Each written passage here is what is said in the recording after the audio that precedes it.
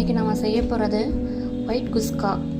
பொருட்கள்லாம் அதுக்கு தேவையான பொருட்கள் என்னன்னு பார்த்தீங்கன்னா 2 வெங்காயம், பெரிய வெங்காயம் நறுக்கி வச்சுருக்கேன், கொத்தமல்லி, புதினா, முந்திரி, பச்சை மிளகா, கொஞ்சம் இஞ்சி பூண்டு பேஸ்ட்டு, சீரக சம்பா அரிசியை 20 நிமிஷம் தண்ணியில் ஊற போட்டு வச்சுருக்கேன். தாளிக்கிறதுக்கு 2 பட்டை, 2 கிராம்பு, ஏலக்காய், ஒரு அன்னாசி பூ, சின்னதாக 2 பிரிஞ்சி இலை. குக்கரில் எண்ணெயும் கொஞ்சம் நெய்யும் ஊற்றிருக்கேன்.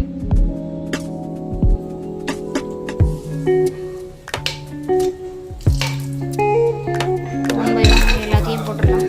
இப்போ வெங்காயத்தை போட்டுட்டேன். வெங்காயம் கொஞ்சம் லைட்டாக தான் ப்ரௌன் ஆகணும், நல்லா ப்ரௌன் ஆக விடக்கூடாது. குஸ்காவுக்கு நல்ல வெள்ளை கலரில் தான் இருக்கணும்.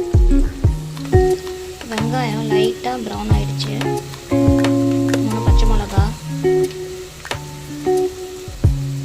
கொஞ்சம் இஞ்சி பூண்டு பேஸ்ட் போட்டிருக்கேன். இஞ்சி பூண்டு வாசம் கொஞ்சம் போனதுக்கப்புறமா புதினா கொத்தமல்லி ஆட் பண்ணிக்கலாம்.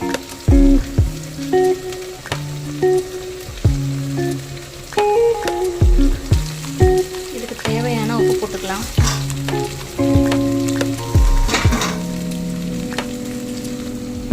அரிசி நான் இதில் 1 உலக்கு எடுத்து வச்சுருக்கேன், 1/4 படி உலக்கு. 1க்கு 2 தண்ணி ஊற்றிக்கலாம்.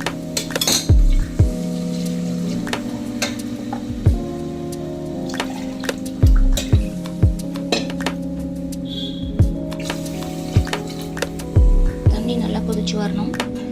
தண்ணி நல்லா கொதிக்குது. தண்ணி கொதிக்கும் போது அரிசியை போட்டுடலாம்.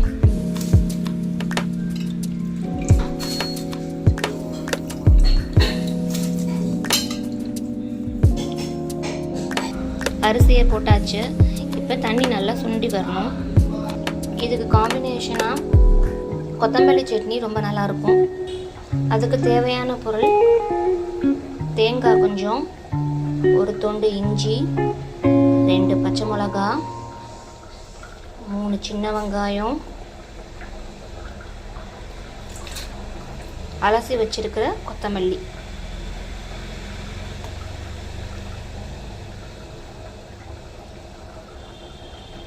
எலுமிச்சம்பழம் தண்ணி எடுத்து வச்சுருக்கேன், பிழிஞ்சு வச்சுருக்கேன், அதை கொஞ்சம் ஊற்றிக்கலாம்.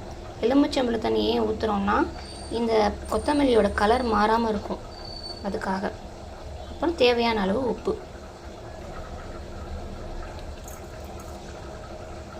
இதை தாளிக்கணும்னு அவசியம் இல்லை. இதை நல்லா அரைச்சிட்டு நம்ம குஸ்காவுக்கு சைடிஷாக வச்சுக்குவோம். நான் யூடியூபுக்கு புதுசு. நான் இப்போ தான் வீடியோஸ் நானே எடுத்து நானே போஸ்ட் பண்ணுறேன். அதனால் ஏதாவது மிஸ்டேக் இருந்துச்சுன்னா சாரி. நம்ம கொத்தமல்லி துவையல் ரெடி ஆகிடுச்சு. இப்போ குஸ்காவில் தண்ணியெல்லாம் நல்லா வற்றி வந்துடுச்சு. இப்போ நம்ம குக்கரோட மூடி போட்டு ஒரு 15 நிமிஷம் சிம்லேயே வச்சுருக்கணும்.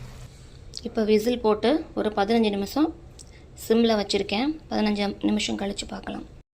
ஒயிட் குஸ்கா ரெடி ஆகிடுச்சு.